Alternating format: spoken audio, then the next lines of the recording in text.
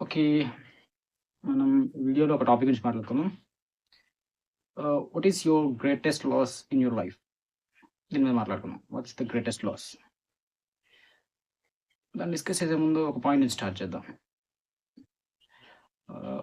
18 ఏళ్ళకి కాలేజ్‌కెళ్ళి ఒక అబ్బాయికి, అప్పుడే ప్రేమలో పడే ఒక 20 ఏళ్ల కుర్రాడికి, ఉద్యోగం వెతుక్కుంటున్న ఒక 25 ఏళ్ల యువకుడికి, జీవితంలో సగం ఓడిపోయి, ఇంకొక తోడు కోసమని పెళ్లి చేసుకుందామని తిరుగుతున్న ఒక 28 ఏళ్ల మగాడికి, వీళ్ళందరికీ జీవితం ఆ ఫేజుల్లో కొన్ని కొన్ని సంతోషాలు దాచిపెడుతుంది. బట్ ఆ సంతోషాలను దక్కించుకోవాలంటే ఆ మగాడు కొంచెం కాన్ఫిడెంట్‌గా ఉండాలి.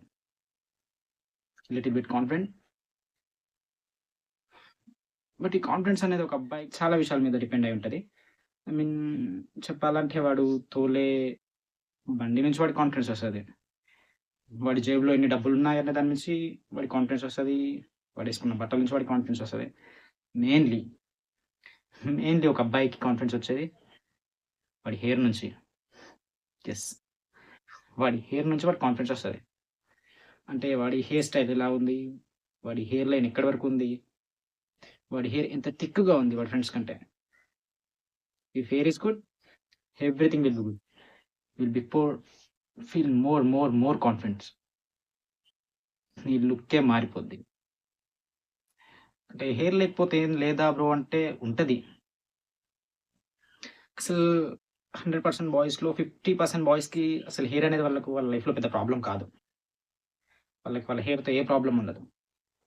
బట్ మిగిలిన 50% మందికి వాళ్ళ హెయిరే చాలా పెద్ద problem. It's gonna be a very big problem in their life. దాన్ని ఎలా సాల్వ్ చేసుకోవాలో కూడా వాళ్ళకి తెలీదు. చాలా మంది బాయ్స్‌ని అడిగితే వాట్స్ యువర్ గ్రేటెస్ట్ లాస్ అంటే వాళ్ళు చాలా చెప్తారు.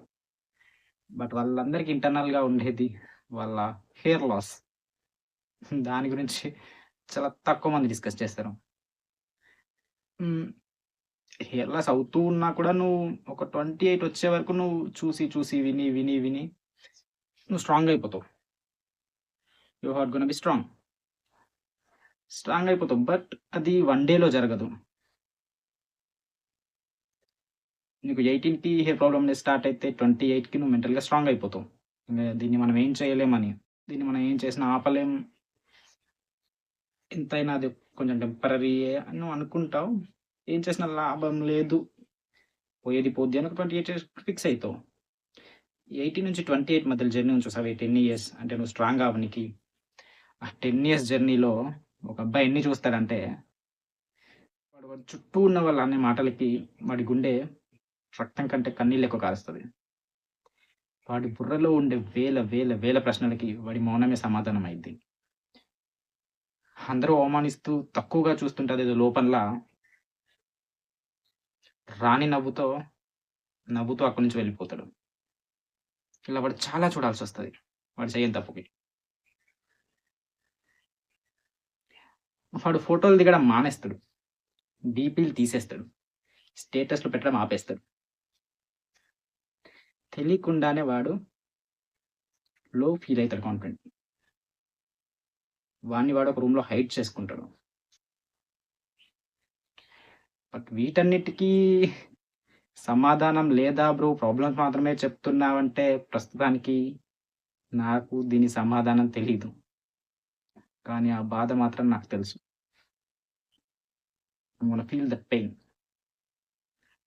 బట్ ఒకటి చెప్తా. It gonna B useful. నువ్వు జీవితంలో భయపడొచ్చు.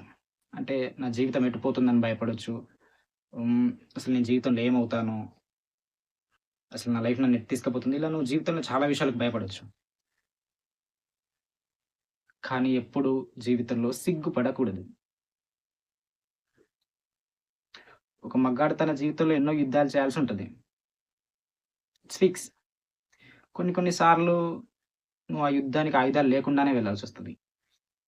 అది నీ విధి. అలాంటి యుద్ధంలో నువ్వు భయపడొచ్చు. కానీ యుద్ధానికెళ్ళాక నువ్వు సిగ్గుపడకూడదు. You can feel feared in life. But don't be shy. జీవితంలో భయపడు. కానీ ఇప్పుడు సిగ్గుపడకు. ఒక విషయాన్ని స్టార్ట్ చేయనీకి సిగ్గుపడకు. దాన్ని ముందుకు తీసుకెళ్ళడానికి సిగ్గుపడకు. అది చిన్న విషయం అని సిగ్గుపడకు. నీ లుక్స్ బాలేవని ఇంకా అసలే సిగ్గుపడకు. వారం నుంచి పోస్ట్‌పోన్ చేసుకుంటూ వస్తుంది. నిన్న పోస్ట్‌పోన్ చేసింది. ఇవన్నీ భయంతోనా? సిగ్గుతోనా? ఆలోచించుకో. భయమైతే పర్లేదు. ఏదో ఒక రోజు నువ్వు దాన్ని దాటుతావు. సిగ్గనుకో.